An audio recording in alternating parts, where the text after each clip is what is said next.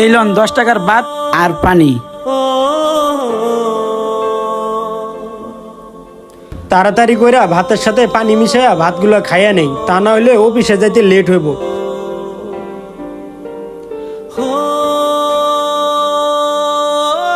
প্রতিদিন অফিসে যাইতে লেট হয়, কোন দিন জানে আমার চাকরিটা চলে যায়। আল্লাহ তুমি আমার একটু রক্ষা করো। খাওয়া দাওয়া শেষ, তাড়াতাড়ি করে অফিসে চলে যায়, আছে আর কয়েক মিনিট সময়।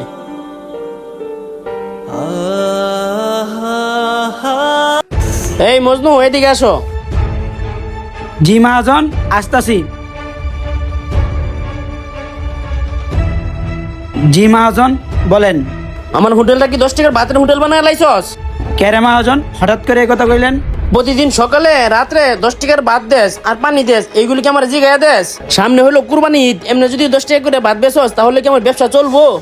মহাজন, ওই লোকটা প্রতিদিন 10 টাকা ভাতের লাগে অনুরোধ করে, তারে কি না করা যায়? এইগুলি তুই কি কস? আমার হোটেল 10 টাকার ভাত খাইবো, অন্য 10 টাকার তরকারি নিবো, এইগুলি আমার এনে চলবো না। আমার হোটেলে 10 টাকার ভাত খাইলে তরকারি নিতে হইব। আমার সাপ সাপ কথা, ও যদি আরেকবার 10 টাকার ভাত নিতে আইয়ে ওরে ভাত দিবি না। ঠিক আছে মহাজন, এই ভুল আর হইব না।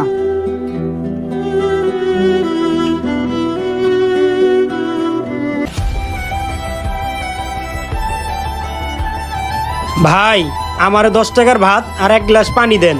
না না, 10 টাকা ভাত দেওয়া যাবে না, মালিকের নিষেধ আছে। কি বলতাছেন ভাই, দেওয়া যাইব না মানে? আমি তো আপনাদের হোটেলের রেগুলার কাস্টমার। আপনি রেগুলার কাস্টমার হন আর যাই হন, মালিকের নিষেধ আছে, 10 টাকা ভাত বিক্রি করা যাবে না। আর আপনার দেখে তো মনে হয় না যে আপনি গরিব ঘরের ছেলে, আপনি বরফুল গরুর গোশতে ভাত খাবেন। তা না করে 10 টাকার ভাত নেন, পানি দেয় খাইয়া বলান। আজকে হইছো প্রতিদিনের মতন 10 টাকার ভাত খাইতে না, ভাত আমি খাওয়াইতেছি, দাঁড়াও। কাস্টমি করেন কেলে গিয়া? দুনিয়ার ভিতরে আইছেন, কিপটামি করে চলবো? ভাই, আপনি যাই কর না তাই কন, আমার অফিসের টাইম চলে যাইতেছে, আপনি আমার 10 টাকার ভাত দেন না। ভাই আমি কি করবো? আমি তো আরেকজন চাকরি করি, মালিকের নিষেধ 10 টাকা ভাত বিক্রি করা। আমি আপনাকে 10 টাকা ভাত দিতে পারবো না, আপনি অন্য হোটেলে যাই দেখেন। প্লিজ ভাই, আপনি আমার 10 টাকার ভাত দেন না। ভাই একটু বোঝার চেষ্টা করেন, দোকানটা আমার না, আমি আরেকজনের আন্ডারে চাকরি করি।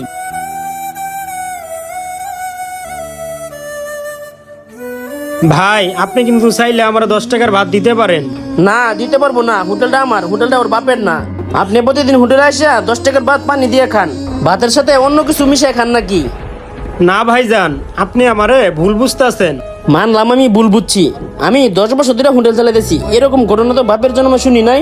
এর পিছনে নিশ্চয়ই কোনো রহস্য আছে। মহাজন, আমারও তাই মনে হয়, লোকটা এখন খুললে কইতো, তা না হলে পুলিশে দিবেন। আপনারা এসব কি বলতেছেন? এর পিছনে রহস্য টহস্য কোনো কিছু নাই। যদি রহস্য নাই থাকে তাইলে আপনি এই যুগে 10 টাকার ভাত আর পানি কেন কিনা খাবেন? ভাই, খাই পরিবারের কথা চিন্তা কইরা। পরিবারের কথা চিন্তা করে একটু বুঝাই এখন। ভাই, তাহলে শুনেন, আমাদের ছোট্ট একটা পরিবার। আমি, আমার মা আর আমার ছোট বোন। আমি যখন কলেজে লেখাপড়া করি তখনই আমার বাবা মারা যায়। আমার বাবা মারা যাওয়ার পরের থেকে ফ্যামিলির সমস্ত দায়িত্ব এসে আমার ঘাড়ে পড়ে। ভাই, এই ঢাকা শহরে আমি চাকরি কইরা 10,000 টাকা পাই, সেখান থেকে 8,000 টাকা আমার বাড়িতে পাঠায় দেই, আর 2,000 টাকা রাখি আমার খরচার লেগে। আর এই 2,000 টাকা থেকে রুম ভাড়া দিয়া 10 টাকার ভাত আর 1 গ্লাস পানি খাওয়ার মতো টাকা ছাড়া আমার কাছে আর কোনো টাকা থাকে না। কি বলেন? মাত্র 2000 টাকা দিয়ে আপনার ঢাকা শহর চলে যায়? এত কষ্ট জীবন যাপন আপনি কেমনে করেন? এই জন্য তো বলি, আপনি একই পোশাক পরে প্রতিদিন আমাদের হোটেলে কেন আসেন? এই যে সামনে কুরবানি, আপনি পরিবারের কাছে কি পাঠাবেন বা আপনার কাছে কি রাখবেন? আল্লাহ ভরসা, আল্লাহ চালাইবো। এখন আমার অফিসের টাইম যাইতেছে, আপনি কি আমার 10 টাকার ভাত দিবেন? অবশ্যই দিমু। আপনি যতদিন ভালো একটা চাকরি না পান, এতদিন আপনি ভাতের সাথে যে তরকারি মন চা ওটা দিয়ে খাওয়া যাবেন, কোনো টাকা পয়সা লাগবে না। ভাই, আপনি সত্যি বলতেছেন? তাহলে এক কাজ করেন, আমারে ভাতের লগে ডালের আলু ভর্তা দিলে আমার চলবো।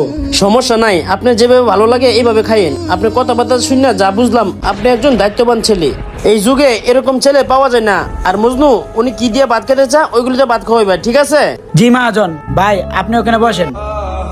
এই ভিডিওটি দেখে আপনারা কে কি বুঝলেন?